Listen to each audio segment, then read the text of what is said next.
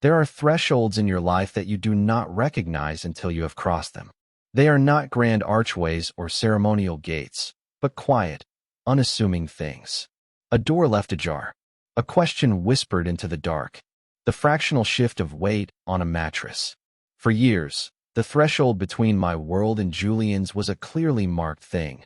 A friendship built on the solid bedrock of shared history and unspoken rules. We were architects of a comfortable, platonic space, with walls we understood and boundaries we respected. Then one night, he introduced a new element into our design. He started leaving his bedroom door open, just a crack, when he stayed over. It was a sliver of darkness leading into another darkness, a silent invitation that my heart, in its foolish, hopeful language, began to translate. It was not a door, not really. It was a question, and for months, I lived inside the terrifying, beautiful space of its asking. We met the way you meet people in the first bewildering week of college, thrown together by the alphabet and the arbitrary seating chart of freshman orientation. I was Leo Maxwell. He was Julian Croft. M came right after C.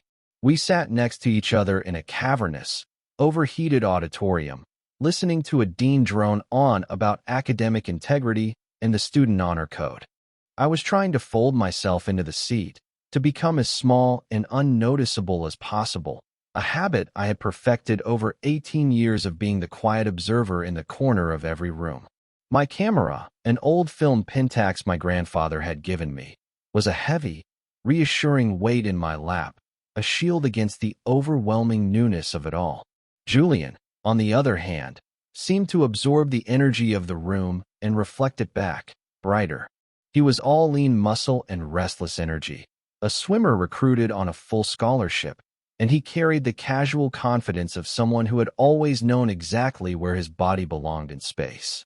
He kept jiggling his leg, a rhythmic, nervous tremor that sent small vibrations through my own seat, a constant reminder of his presence beside me. He turned to me halfway through a presentation on library resources, his whisper a conspiratorial burst of warmth in the stale air. If I have to look at one more PowerPoint slide, my brain is going to liquefy and leak out of my ears. His smile was sudden and blinding, a flash of white in the dim auditorium. I remember being struck by the color of his eyes, a startling, clear blue, like the water in a photograph of some tropical paradise. I think I just blinked at him, my own words tangled somewhere between my brain and my tongue. He didn't seem to mind my silence. He just grinned, nudged my arm with his elbow, and turned back to the front. It was the first point of contact, a tiny spark in the vast machinery of our lives. It was nothing, and it was everything. For the next 15 years, that would be our dynamic. Julian, the kinetic energy, the bright, spoken word, and me, the quiet stillness, the unspoken feeling, the one who noticed the details. Our friendship cemented itself in the small, shared spaces of campus life. We found we had the same absurd sense of humor, a dry, observational wit that made the mundane anxieties of being freshmen feel manageable. We'd sit in the back of lecture halls, passing notes filled with caricatures of our professors.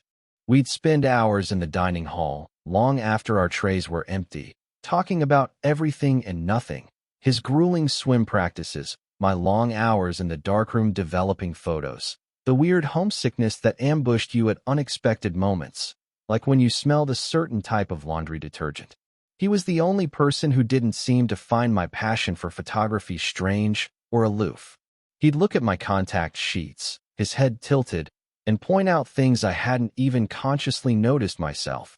The way the light caught the dust motes in the air, the vulnerability in a stranger's posture. He saw the world with an athlete's focus on form and movement, and I saw it with an artist's eye for shadow and composition. Somehow, our perspectives complemented each other, filling in the other's blind spots. I fell in love with him gradually, then all at once. It wasn't a single, dramatic moment. It was an accumulation of 1,000 tiny details, like grains of sand slowly forming a landscape. It was the way he'd throw his head back when he laughed, a completely unself-conscious explosion of joy. It was the fierce loyalty he showed his friends, a protective, unwavering force. It was watching him in the pool during a meet, his body a seamless, powerful extension of his will, slicing through the water with a grace that seemed impossible for someone so boisterous on land. I would sit in the bleachers, my camera in hand, ostensibly to take pictures for the student newspaper, but really just to watch him. I was documenting my own heartbreak, frame by frame. The way the water beaded on his shoulders, the determined set of his jaw, the brief, exhausted smile he'd give his teammates after a race.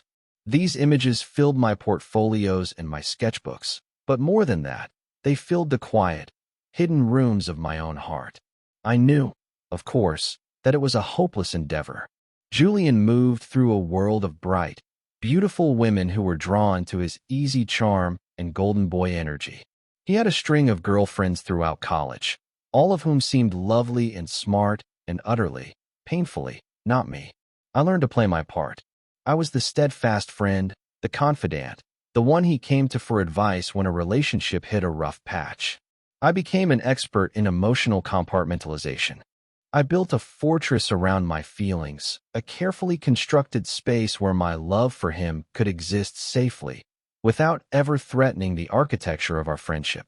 It was a lonely kind of existence, to be so close to the sun and yet perpetually in shadow, but his friendship was a non-negotiable part of my life.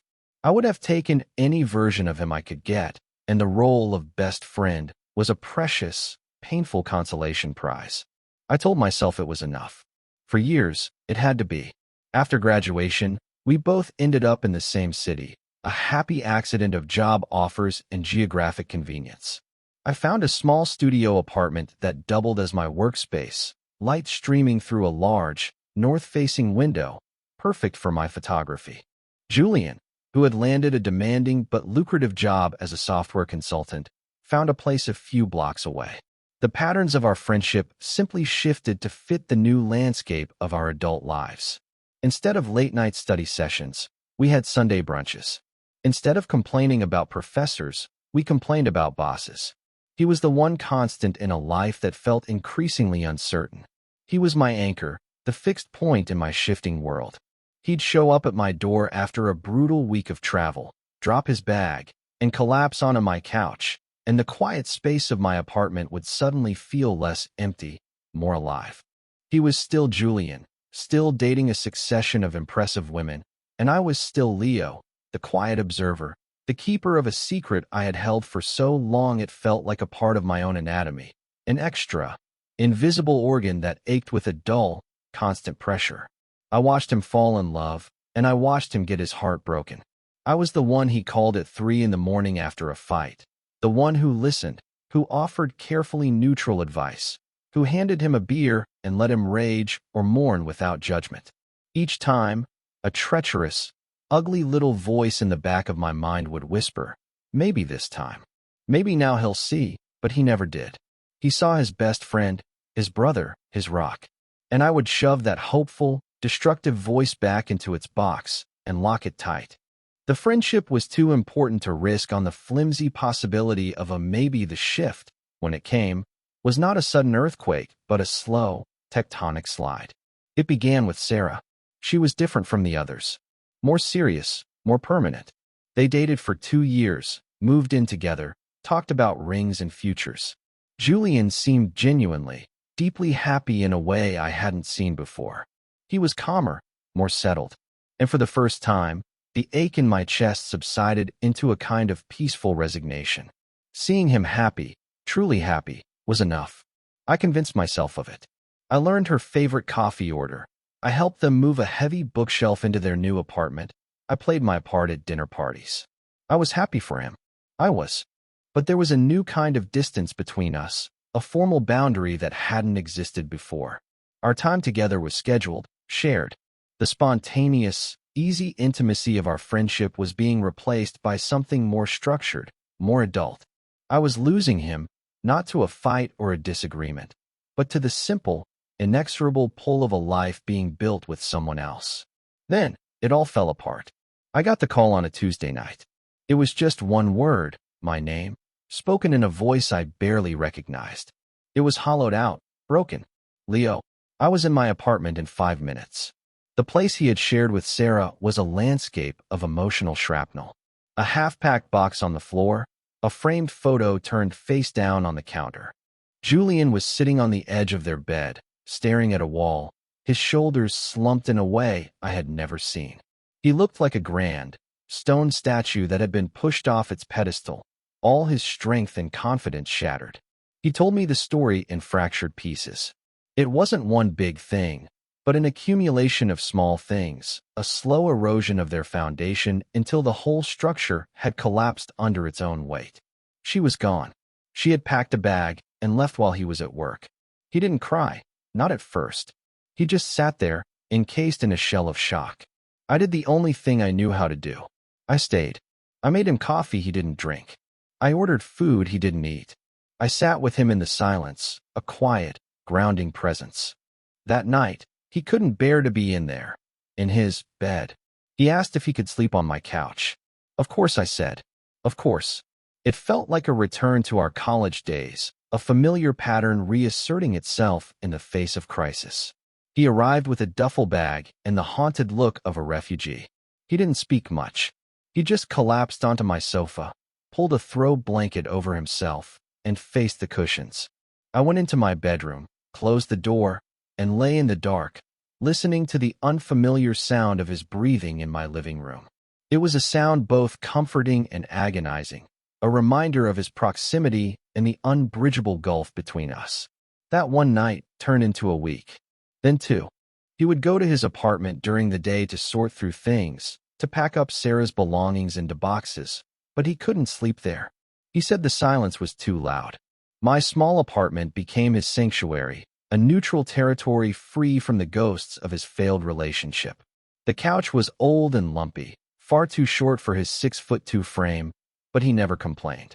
He seemed to need the discomfort, the physical manifestation of his emotional state. I fell into a routine around him. I'd wake up early, careful not to make a sound, and find him asleep, his long limbs tangled in the blanket, his face softened in a way it rarely was when he was awake. I'd make coffee, and the smell would gently wake him. We'd drink it in near silence, the morning light filtering through my large window, before he would pull himself together and head out to face another day of dismantling his life. This was the beginning of the ritual. The couch phase lasted for nearly a month.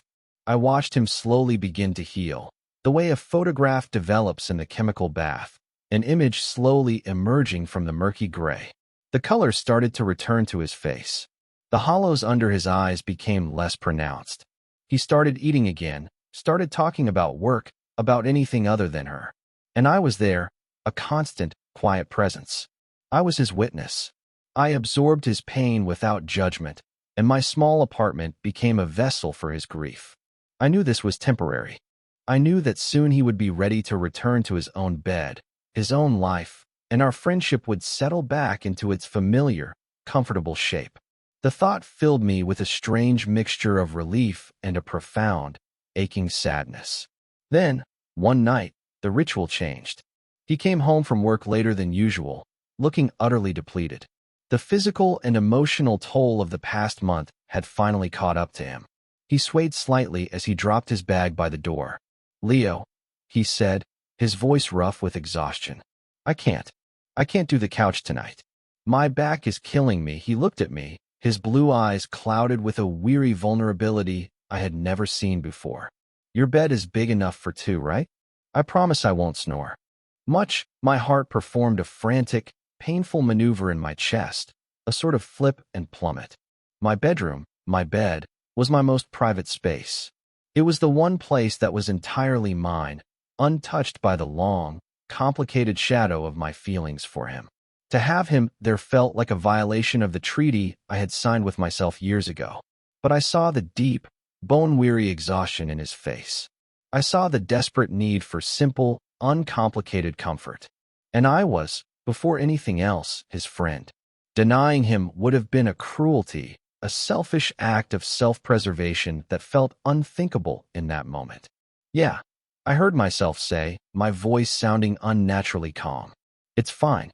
Of course, he gave me a small, grateful smile that barely reached his eyes and disappeared into the bathroom. I stood in the middle of my living room, my blood humming with a terrifying cocktail of anxiety and hope. This was a new threshold, a door I had never imagined opening. I changed into my pajamas, my hands trembling slightly, and slipped into my side of the bed, hugging the very edge of the mattress as if it were the precipice of a cliff. When he came out of the bathroom, he was wearing a pair of old swim shorts and a t-shirt. In the dim light from the hallway, his frame seemed to fill the room. He moved with a quiet hesitation, as if he, too, understood the significance of this moment, the crossing of an invisible line. He slid under the covers on the other side of the bed, keeping a careful, respectful distance between us. The mattress dipped with his weight, a subtle shift in the geography of my world. For a long time, we both just lay there, on our backs, staring up at the ceiling, the silence in the room thick and heavy with unspoken things. The only sound was the hum of the city outside my window and the impossibly loud, frantic beating of my own heart. "Thanks, Leo," he whispered into the darkness. His voice was a low rumble, close and yet miles away. "Thank you, it's nothing," I whispered back, the words feeling thin and inadequate. "Get some sleep." He shifted, turning onto his side, his back to me. I remained on my back, rigid, my muscles coiled tight. Sleep felt like an impossibility. I was hyper-aware of every detail. The scent of his soap, clean and fresh. The warmth radiating from his body across the small expanse of mattress between us. The soft, rhythmic sound of his breathing as he finally, mercifully, drifted off to sleep. I lay awake for hours, a sentry in my own bed, guarding a piece he had found and I had lost. I was adrift in a sea of proximity, terrified of making a single move that might disturb the fragile truce of the moment. It was the most exquisite torture I had ever known. That night established the new pattern. The couch was forgotten. My bed became our shared space. Every night, he would come back to my apartment, and we would fall into this new, unspoken routine. We never talked about it. It was simply what happened now. He had his side of the bed, and I had mine. We were like two separate continents on a single map, defined by the ocean of sheets between us. Some nights, the distance felt vast and cold.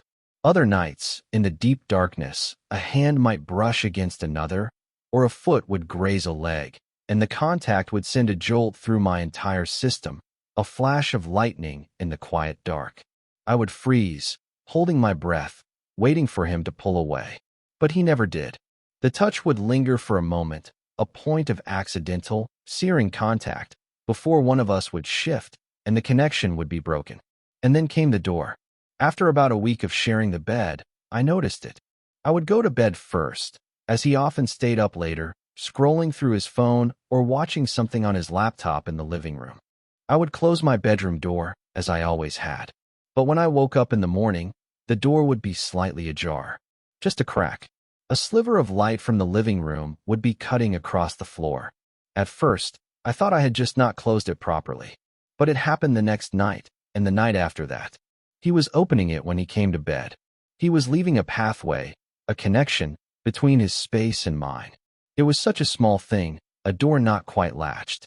It was an act of profound and terrifying ambiguity.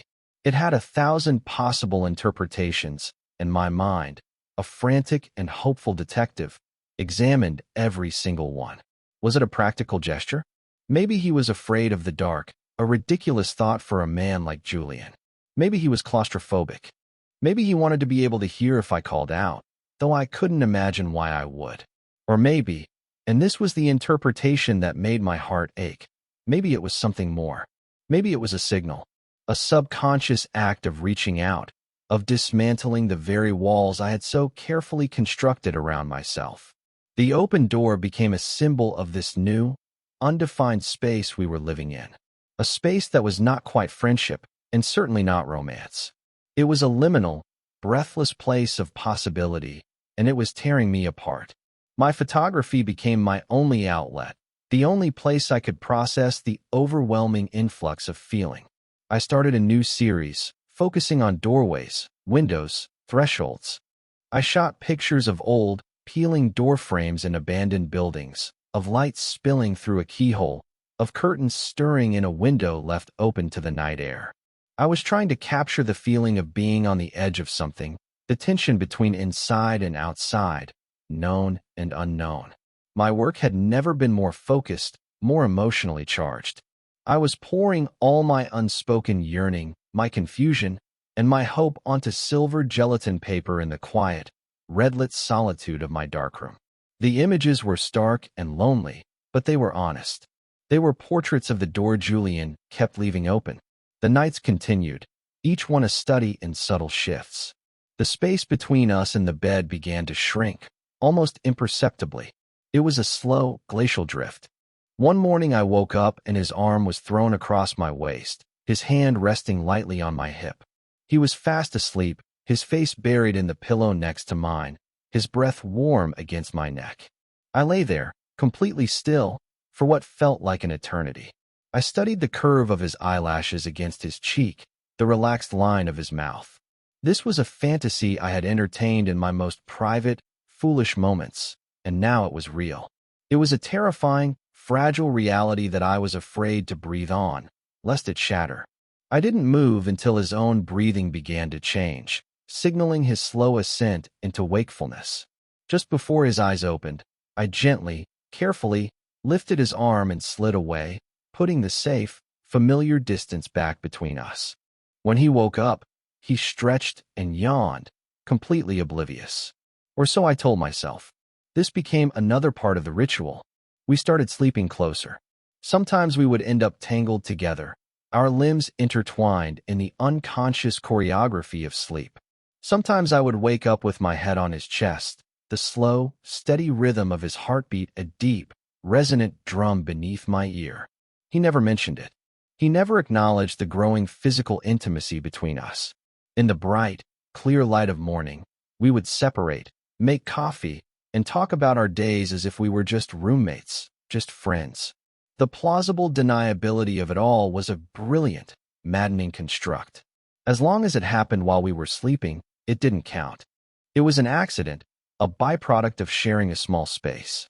But the open door told a different story. The open door felt intentional. It felt like a confession he was making in a language he didn't know he was speaking. One Saturday, we spent the day together, a rare occasion now that his weekends were no longer filled with Sarah. We went for a long walk along the waterfront, the autumn air crisp and clean. It felt like old times. We fell back into our easy, familiar rhythm, teasing each other, talking nonsense. He seemed lighter than he had in months. The shadow of the breakup had finally started to recede. We ended up at a small, independent cinema, watching an obscure foreign film that I had wanted to see. Halfway through, in the dark of the theater, his hand found mine in the space between our seats. It wasn't an accident. His fingers laced through mine, a firm, warm pressure. He didn't look at me. He just kept his eyes on the screen, as if this were the most natural thing in the world. I stared at our joined hands, my heart hammering against my ribs. The images on the screen blurred into meaningless shapes and colors. All I could feel was the texture of his skin against mine, the strength in his grip. He held my hand for the rest of the film. When the lights came up, he let go, and we walked out into the evening as if nothing had happened. The tension was becoming unbearable. It was a physical presence in my apartment now, a low hum in the air. The ambiguity was a weight, and I was buckling under it. I felt like I was living in a dream, and I was terrified of waking up. This new intimacy was everything I had ever wanted, but it was built on a foundation of silence and denial. It was a house of cards, and I was afraid that one wrong word, one honest question, would bring the whole thing crashing down. I wanted to scream at him, to shake him and demand to know what this all meant. But I was also a coward. I was so afraid of losing the friendship, the one solid thing I had, that I was willing to live in this agonizing limbo forever if it meant I could keep him close. The breaking point came on a rainy Thursday night, nearly 3 months after he had first shown up at my door. The storm had been raging all day, and it seemed to mirror the turbulence inside me. We were both home early, the weather a convenient excuse to cancel plans. We ordered takeout and sat on the floor of my living room, eating from cardboard containers. The mood was quiet, subdued. The rain lashed against the window panes, a constant, rhythmic drumming. After we ate, he didn't retreat to the couch with his laptop. He just stayed there, on the floor, leaning back against the sofa, watching the rain streak down the glass. I sat a few feet away, nursing a cup of tea, watching him. The silence stretched, but it wasn't comfortable. It was charged, taut. He finally broke it, his voice low, almost lost in the sound of the storm. "Do you ever feel lost, Leo?" he asked, his gaze still fixed on the window. The question caught me off guard. It was so uncharacteristically vulnerable for him. "Sometimes," I said, my voice quiet. "I think everyone does." He was quiet for a long moment. Then he turned his head and looked at me, really looked at me. His eyes were dark in the dim light, and they held an expression I couldn't quite read. It was a mix of confusion and sadness and something else, something that looked terrifyingly like affection. "Ever since Sarah left," he began, his voice halting. "It's like my compass is broken. I don't know which way is north anymore. The only time I feel anchored is when I'm here. With you." My breath hitched in my throat. This was it. This was the moment the ground either solidified beneath my feet or crumbled away completely. The air crackled with unspoken confessions. He was giving me an opening, a doorway into the truth. All I had to do was be brave enough to walk through it. But the fear was a physical thing, a cold hand gripping my heart. Fear of misinterpretation. Fear of demolition. He saw the hesitation in my eyes, the conflict warring on my face. A shadow of something, disappointment, maybe, crossed his own. He pushed himself to his feet, a sudden, sharp movement that broke the spell. "I'm tired," he said, his voice flat, all the previous vulnerability gone, replaced by a dull exhaustion. "I think I'm going to turn in." He walked towards the bedroom without another word, a silent, retreating figure. I watched him go, my own cowardice a bitter taste in my mouth. I had failed the test. I had been offered a moment of truth, and I had let it slip through my fingers. I sat there for a long time, listening to the rain, the silence of the apartment pressing in on me. I felt a wave of self-loathing so intense it was nauseating. What was I so afraid of? Losing him? I was already losing him, day by day, in this slow, agonizing dance of ambiguity. Living like this was not sustainable. It was a form of slow poisoning. I finally stood up, my legs stiff, and walked to the bedroom. I had to know. I had to break the silence, whatever the cost. I pushed the door open. He was already in bed, lying on his side, facing away from me. I thought he might be asleep, but then he spoke, his voice muffled by the pillow. The door was closed. It wasn't a question. It was a statement. A quiet, wounded accusation. He knew I always closed it. He knew he was the one who always opened it. In that one, simple sentence, the pretense of accident and subconscious action was stripped away. It was all intentional. It had always been intentional. I walked over to the bed and sat down on the edge, my back to him. My heart was a frantic bird beating against the cage of my ribs. "Julian," I started, my voice barely a whisper. "What are we doing?" For a long time, he didn't answer. The only sound was the rain and my own ragged breathing. I thought maybe he wouldn't, that he would retreat back into the safety of silence. But then he moved. He rolled over to face me. I could feel his eyes on my back. "I don't know," he said, his voice raw with an emotion I couldn't place. "I just know that I didn't want the door to be closed." I turned to look at him. He was propped up on one elbow, his hair a mess, his face illuminated by the soft glow of a street lamp outside my window. The confusion and the fear were plain on his face, but underneath it all, there was something else. A deep, aching vulnerability that mirrored my own. We were two lost people, fumbling in the dark, and we had somehow, impossibly, found each other.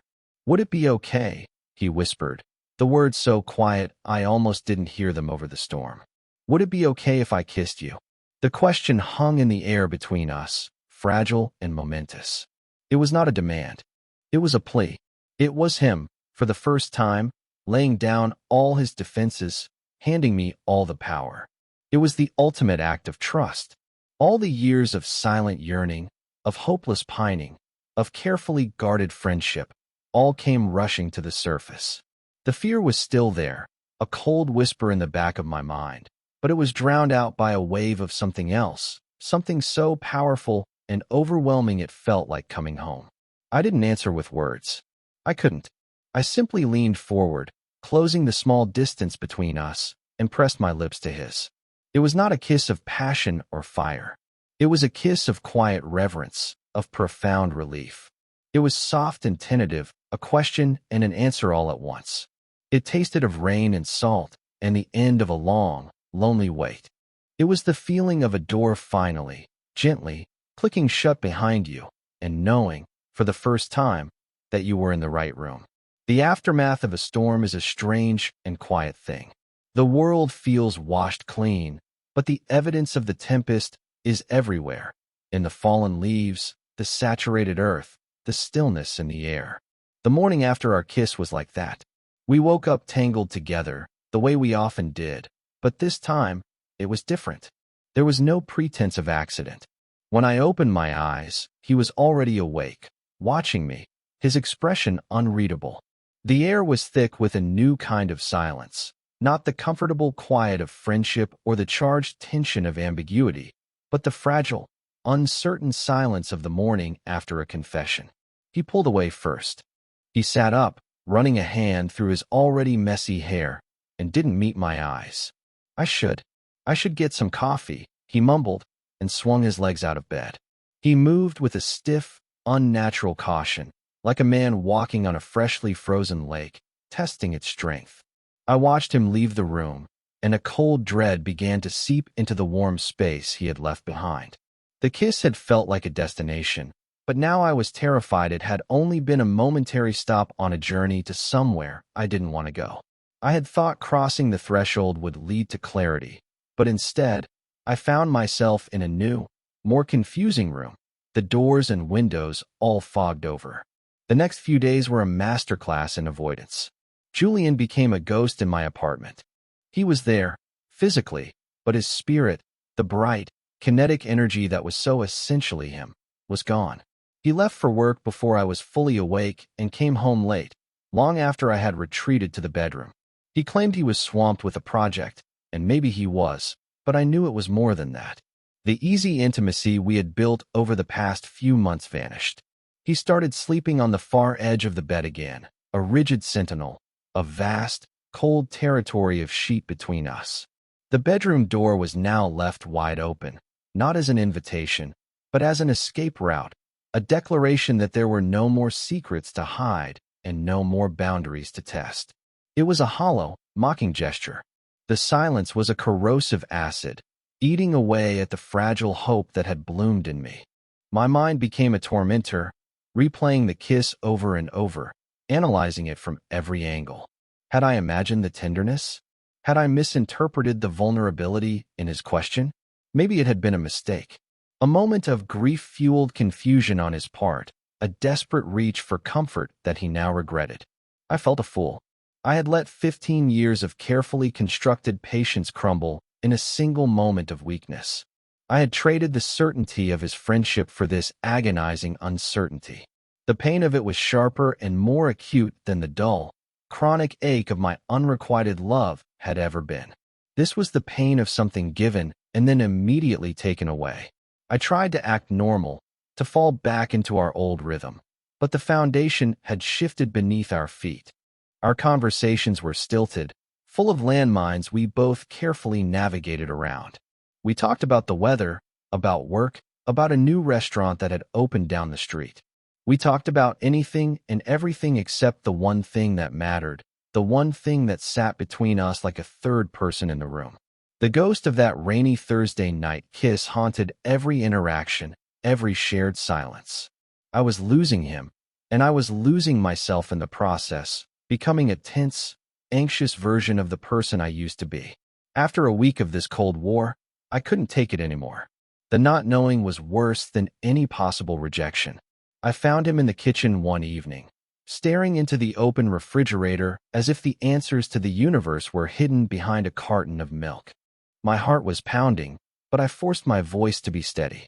"Julian, we need to talk," he flinched, a barely perceptible tightening of his shoulders. He closed the refrigerator door slowly and leaned against it, crossing his arms over his chest. It was a defensive posture, a wall erected between us. "I'm tired, Leo," he said, his voice low. "It's been a long week." "No," I said, and the force of my own voice surprised me. "We're not doing this. We're not going to pretend that nothing happened. You kissed me, and now you're acting like I don't exist.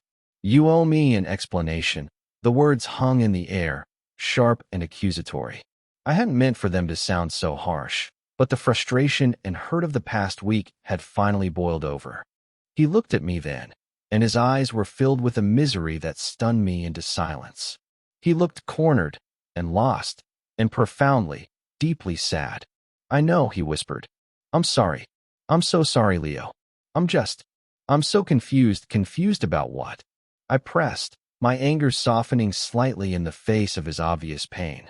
"Confused about whether you wanted to kiss me? Because you seemed pretty sure at the time." "No, not about that," he said, shaking his head, his gaze dropping to the floor. "I wanted to. God, I wanted to. I think I've wanted to for a long time, and I just didn't let myself see it." He looked up, his eyes pleading with me to understand. "It's everything else. You're my best friend, Leo. You're the most important person in my life. You're the one constant. What if I mess this up? What if I break this? What if I break you? I just broke everything with Sarah. I'm not good at this. I destroy things." And then I understood. It wasn't about me. It wasn't about his feelings for me. It was about his fear. He was terrified of his own capacity to cause pain. He saw himself as a destructive force, a hurricane that had just leveled one life and was now taking aim at the most precious structure in his world, our friendship. His withdrawal wasn't a rejection of me. It was a misguided, clumsy attempt to protect me from himself. The realization washed over me, extinguishing the last embers of my anger and leaving behind a profound, aching tenderness. I closed the distance between us, stopping just a foot in front of him. "You think I'm that fragile?" I asked, my voice soft. "You think 15 years of friendship can be broken by one kiss? You think I haven't known my own heart for years?" The confession slipped out before I could stop it, a quiet truth that had been waiting patiently for its moment. His eyes widened, a flicker of surprise, then dawning comprehension. "Years?" he breathed. I nodded, a small, tired smile touching my lips. "Since that first week of college, I think. You were jiggling your leg in the auditorium, and I knew. I've spent half my life loving you in silence, Julian. I've built my whole world around the shape of our friendship. You are not going to break me. The only thing that could break me is you walking away right now because you're too scared to even try." Tears welled in his eyes, those startling blue eyes that I had loved for so long. He didn't try to hide them. He let them fall, tracing paths down his cheeks. He unfolded his arms, and the wall between us came down. "I am scared," he admitted, his voice thick with emotion. "I'm terrified. Because with you, it feels different. It feels real. And that's what scares me the most. I don't want to be another one of your sad photographs, Leo. I don't want to be a portrait of a mistake." The reference to my work, to the way I processed the world, was so intimate, so deeply understanding of who I was, that it took my breath away. He saw me. He had always seen me. I reached out and cupped his face in my hands, my thumbs gently wiping away his tears. "You won't be," I promised, my voice unwavering. "You were never the sad part of the photographs, Julian. You were always the light." He leaned into my touch, a shuddering sigh escaping his lips. He closed his eyes, and for a moment, he just breathed, as if my hands were the only thing holding him together. Then he opened his eyes again, and the fear was gone, replaced by a quiet, hesitant certainty. He leaned in and kissed me again. This kiss was different from the first. It was not a question. It was a promise. It was a vow to be brave. It was the end of the storm and the beginning of the clear, quiet morning. We began to build our new world slowly, carefully, brick by honest brick. The fear and confusion did not vanish overnight, but they no longer lived in the silences between us. They lived out in the open, where we could talk about them, where we could dismantle them together. We talked for hours that night, and for many nights after. We excavated the past 15 years of our friendship, laying all the unspoken feelings, the missed signals, the quiet moments of yearning out in the light. He told me about the times he had felt a pull towards me that he couldn't explain, a feeling he had always dismissed as friendship, because that was the only label he had for it. He told me how my quiet strength had always been his anchor, how my apartment had truly felt more like home than any place he had ever lived. And I told him everything. I told him about the bleachers at the swim meets, about the countless photographs I had taken of him that no one else had ever seen.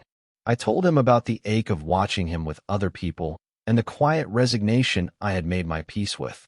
I laid the architecture of my secret heart bare for him, and he did not flinch. He listened, and he understood. In sharing our vulnerabilities, we created a new kind of intimacy, one stronger than anything we had known before. It was an intimacy forged not in ambiguity, but in absolute, terrifying, beautiful honesty. The rituals of our life together shifted again, but this time, they were imbued with a new meaning. We still shared the bed, but now there was no space between us. I would fall asleep with his arms around me, his chin resting on the top of my head, and I would wake up in the exact same position. The feeling of his body against mine was no longer a source of anxiety, but the deepest comfort I had ever known. It was a physical language that said, "You are here. I am here. We are safe." The bedroom door found its new purpose.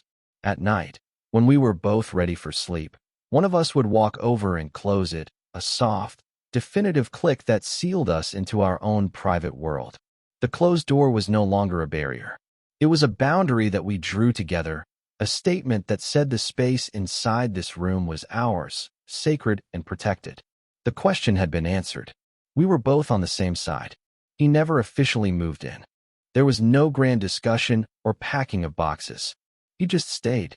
His toothbrush had a permanent home in my bathroom holder. His clothes started to mingle with mine in the closet. His absurd collection of coffee mugs colonized my kitchen shelves. My small, quiet apartment, which had once been my solitary sanctuary, transformed into our shared home, organically, effortlessly. The space didn't feel crowded. It just felt complete, as if it had always been waiting for his presence to fill its empty corners. We learned the rhythms of each other's domestic lives. I learned that he was meticulous about loading the dishwasher, but terrible at remembering to take out the recycling. He learned that I couldn't function without my first cup of coffee in the morning and that I hummed, slightly off-key, when I was in the darkroom. These were the small, unglamorous details of a life shared, the quiet poetry of coexistence. It was in these mundane moments that I felt the depth of my love for him most acutely. It wasn't just about the grand, cinematic feelings. It was about the profound peace of simply being with him, of building a life out of ordinary days. One afternoon, about a year after our first kiss, I was in my darkroom, developing a new series of prints. This series was different. It wasn't about lonely doorways or empty spaces. It was about hands. Two hands clasped on a park bench, a hand resting on a shoulder, fingers intertwined on a rumpled sheet. They were portraits of connection, of touch, of quiet intimacy. Julian came in, as he often did, and stood behind me in the dim, red light, wrapping his arms around my waist and resting his chin on my shoulder. We watched together as an image slowly emerged in the developer tray. It was a photo I had taken that morning, of his hand resting on my pillow, the early light catching the lines on his knuckles. "You were never the sad part of the photographs," he whispered, his voice a low rumble against my back, echoing the words he had said to me that night in the kitchen. "But I like these ones better." I leaned back against him, my heart full. "Me too," I said. "They're not about waiting anymore. What are they about?" he asked. I looked at the image crystallizing in the tray, a perfect, captured moment of peace. "They're about being home 15 years after we sat next to each other in a stuffy auditorium. Two boys on the terrifying cusp of the rest of their lives." I stood across from him on a windswept cliff overlooking the ocean. The sky was the exact color of his eyes. There were no grand pronouncements, no audience of hundreds. Just a handful of our closest friends, the sound of the waves crashing on the rocks below, and the quiet, steady weight of his hands in mine. The words we spoke were simple, The promises we made were ones we had already been keeping for years. To be there, to be honest, to be brave, to be home. As I said, I do. I thought about all the thresholds we had crossed to get to this one. The auditorium seat, the apartment door, the space between us in a bed, the terrifying chasm of a confession. Each one had been a quiet, unassuming thing that had changed the entire architecture of our lives. We had built our foundation on friendship, weathered the storm of fear and confusion, and in the beautiful, honest silence we'd learned to create together, we had finally built our home.